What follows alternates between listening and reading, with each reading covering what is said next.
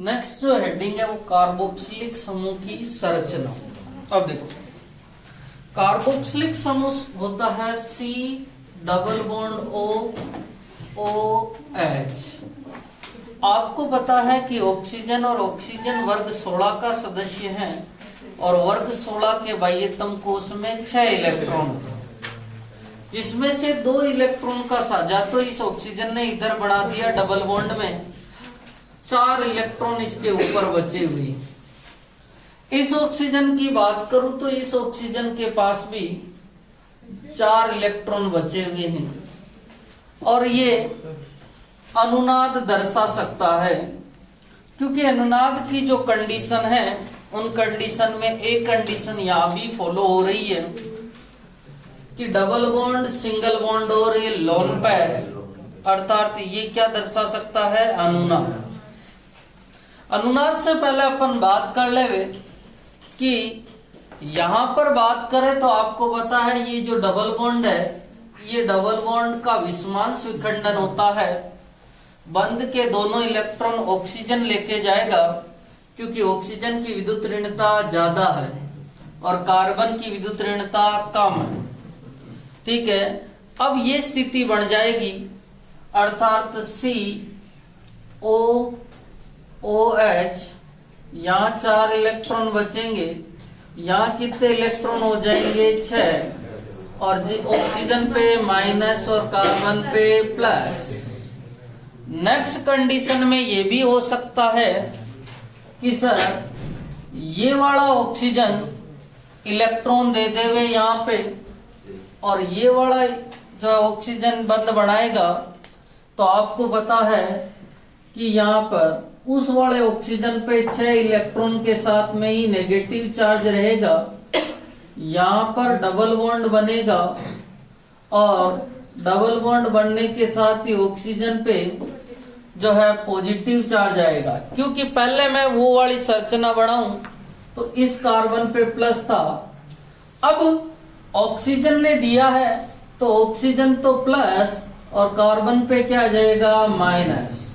तो आप देख रहे हैं कि कार्बन पे 1 प्लस और 1 माइनस है, तो यहां पर क्या आ जाएगा इसके, ठीक है, उदासीन। यदि इस संरचना से बढ़ाते अपन कि COOH है सर, ठीक है, और यहाँ पर 2 लोन पेयर है और यहाँ भी 2 लोन पेयर है, अनुनाद दर्शाता, तो ये बंद यहाँ जाता और ये बंद यहाँ जाता, तो अपने पास में ये संरचना बढ़ती C, ऑक्सीजन पे 6 इलेक्ट्रॉन नेगेटिव चार्ज, यहाँ पे डबल बॉन्ड ऑक्सीजन पे पॉजिटिव चार्ज और H। आप देख रहे हो दोनों संरचनाएं एक ही है और ये दोनों संरचनाएं आपस में अनुनादी संरचनाएं हैं। और आप देख रहे हैं अनुनादी संरचनाओं के बीच में जो ये तीर है दोनों तरफ होता है, ठीक है, अर्थात इनकी बराबर है, ये जो है स्थायित्व तो बराबर होती है, ये अनुनादी संरचनाएं होती है। नेक्स्ट बात करें कि COOH में सभी परमाणु एक ही तल में उपस्थित होते हैं, ठीक है, और एक ही तल में उपस्थित होने के कारण इनका जो बंध कोण है वो बंध कोण 120 डिग्री का होता है। समतलीय संरचना है, 120, 120 और 120, टोटल कितने डिग्री का हो जाएगा, 360 डिग्री का बंध कोण होता है। ठीक है, तो 1 मिनट अपन लिख लेते हैं इनको। लिखना कार्बोक्सिलिक एसिड में या कार्बोक्सिलिक ग्रुप में लिखना, कार्बोक्सिलिक समूह में, समूह का मतलब ग्रुप है, कार्बोक्सिलिक समूह में कार्बोक्सिलिक कार्बन, कार्बोक्सिलिक समूह में कार्बोक्सिलिक कार्बन, कार्बोक्सिलिक कार्बन, देखो कार्बोक्सिलिक कार्बन कौन सा है, ये वाला कार्बन, ठीक है। एक होता कार्बोनिल, और कार्बोनिल किसको कहते हैं भैया, कार्बोनिल CO, और उसको कहते हैं कार्बोनिल कार्बन, और इसको कहते हैं कार्बोक्सिलिक कार्बन, ठीक है। तो कार्बोक्सिलिक समूह में कार्बोक्सिलिक कार्बन से जुड़े सभी अबंध, से जुड़े सभी अबंध आबंध का मतलब भी बंध ही होता है, से जुड़े सभी आबंध एक ही तल में स्थित होते हैं, एक ही तल में स्थित होते हैं तथा इनके मध्य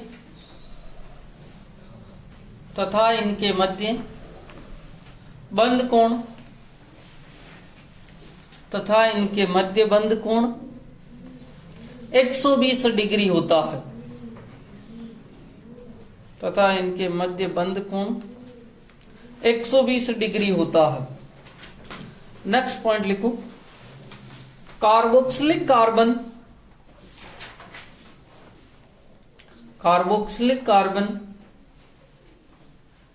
इलेक्ट्रॉन स्नेह की तरह व्यवहार करता है। कार्बोक्सिलिक कार्बन इलेक्ट्रॉन स्नेह की तरह व्यवहार करता है।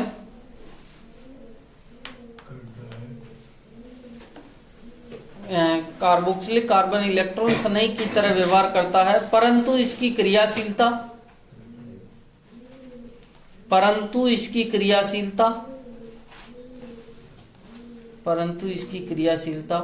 कार्बोनिल कार्बन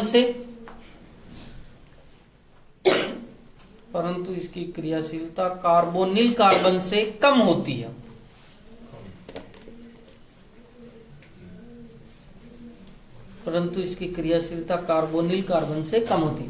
ये इलेक्ट्रॉन स्नेह की तरह व्यवहार क्यों कर रहा है भैया? इसके ऊपर कौन सा चार्ज है? पॉजिटिव। और इलेक्ट्रॉन स्नेह पे भी कौन सा चार्ज होता है? पॉजिटिव। उसने कहा है कि कार्बोनिल कार्बन, और कार्बोनिल कार्बन ये होता है, इसमें आपको पता बंध के इलेक्ट्रॉन ऑक्सीजन ले जाएगा और कार्बन पे प्लस चार्ज आ जाएगा और ऑक्सीजन पे माइनस। दोनों इलेक्ट्रॉन स्नेह है, पर ज्यादा क्रियाशील कौन सा है? ये वाला, और ये कम क्रियाशील।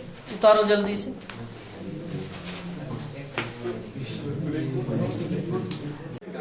हाँ, 1 मिनट। अपने एक यौगिक होता है साइनाइड, जिसे नाइट्राइल कहा जाता है यूपीएससी में, RCN मान। अब देखो, RCN साइनाइड होता है, इसके जल अपघटन की बात कर रहा हूं मैं, और ध्यान से समझना क्योंकि यहां से क्वेश्चन भी पूछा जाता है। अपने अब जो निर्माण की विधियां पढ़ेंगे उसमें ये काम आएगा। एक जगह मेरे पास में लिखा हुआ होता है H+H2O, एक जगह मेरे पास में लिखा होता है H+2H2O। यहां सांद्र HCl लिखा हुआ है था, और यहां लिखा हुआ था तनु HCl। ठीक है। एक जगह मेरे पास में लिखा हुआ था SN+HCl, और दूसरे जगह लिखा हुआ था H2O, और यहां लिखा हुआ था Na+C2H5OH, और 4 हाइड्रोजन देता है अपने को, और इसका तो नाम होता है मेंडियस अपचय। कहाँ आंशिक जल अपघटन होगा इसका और कहाँ पूर्ण जल अपघटन होगा, वो ध्यान से देखना। कई जगह आपको H+H2O के बजाय ये भी हो H3O+, तो भी एक ही है, क्योंकि आप H2O में H+ जोड़ोगे तो H3O+ मिलेगा। अर्थात यहां पर कई जगह H3O+ हो तो भी एक ही बात है। अब बात करते हैं कि सर इनका जल अपघटन कैसे होगा। CN जो टूटता है उनमें बंध कैसे टूटेंगे। RCN है, और RCN जो है कार्बन और नाइट्रोजन के बीच में 3 बंध है। ठीक है। अब 3 बंध में से 2 पाई बंध है और 1 सिग्मा। ट्रिपल बॉन्ड जब भी होता है तो आपको खुद को पता है कि एक सिग्मा होता है और ऊपर नीचे क्या होते हैं? पाई। सिग्मा बंध प्रबल होता है जबकि पाई बंध दुर्बल होता है, क्योंकि सिग्मा बंध अक्षीय अतिव्यापन से बनता है और पाई बंध पार्श्वीय अतिव्यापन से बनते हैं। अब देखो कैसे टूटेगा।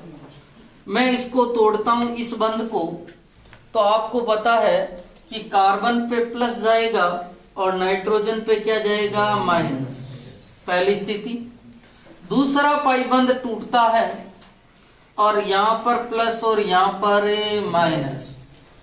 अब H2O, एक H2O दे रखा है और H2O टूटेगा, आपको पता है कि पहला बंद टूटा, ऑक्सीजन पे माइनस और हाइड्रोजन पे प्लस, दूसरा बंद टूटा प्लस माइनस।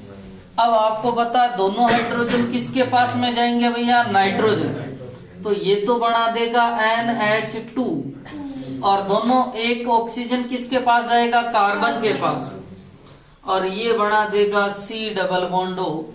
आप देख रहे हैं, अर्थात बढ़ेगा RC डबल बॉन्डो NH2, अर्थात ये बनेगा RC डबल बॉन्डो NH2 और इसे कहा जाता है एमाइड। क्या कहा जाता है, एमाइड। और इसे जो कहा, ये जो है ये आंशिक जल अपघटन से बना है। कौन से जल अपघटन से बना है, आंशिक। आंशिक इसलिए कहा है क्योंकि केवल और केवल अभी पाइबंद टूटे हैं, सिग्मा नहीं टूटे। अब देखो यहाँ कितने H2O दे रखे हैं, 2, एक H2O अपन ने यहाँ काम ले लिया है, ठीक है, दूसरा H2O काम लेंगे। अब इसमें मुझे बताओ कि कितने बंद बने हुए हैं, एक, और एक H2O आया। देख सकते हो जब मैंने RCN का एक H2O के साथ जल अपघटन किया तो RCONH2 बना, जिसे एमाइड कहते हैं, क्योंकि 2 बंद तोड़े थे तो ऑक्सीजन की जो है अपन H2O की भी 2 बंद तोड़ दी। अब यहाँ पर कितने बंद बचे हुए हैं भैया, एक, तो नाइट्रोजन पे कौन सा चार्ज जाएगा, माइनस, और कार्बन पे प्लस, ठीक है। इन्होंने कहा भाई अपन ने एक बंद तोड़ा, तो H2O ने कहा अपने भी कितने बंद टूटेंगे भैया, एक, और एक टूटेंगे तो इस पे माइनस और इस पे प्लस, तो H कहाँ चला जाएगा, H, ठीक है, और OH यहाँ चला जाएगा तो क्या बन जाएगा भैया, RCOOH प्लस NH3। एक तो बनेगा RCOOH कार्बोक्सिलिक एसिड और एक बनेगा NH3। यह आंशिक जल अपघटन था कि पूर्ण अपचयन, पूर्ण जल अपघटन था, पूर्ण था, क्योंकि सारे बंद तोड़ दिए, अर्थात पूर्ण जल अपघटन था। तो मैं कह सकता हूं कि सर साइनाइड के आंशिक जल अपघटन से एमाइड बनता है, जबकि पूर्ण जल अपघटन से एसिड प्लस अमोनिया बनता है। समझ में आ गई। अब देखो यहां पर है SN प्लस HCl, ये अपचयन का काम करते हैं। किसका काम करते हैं, अपचयन, और अपचयन भी आंशिक अपचयन करते हैं।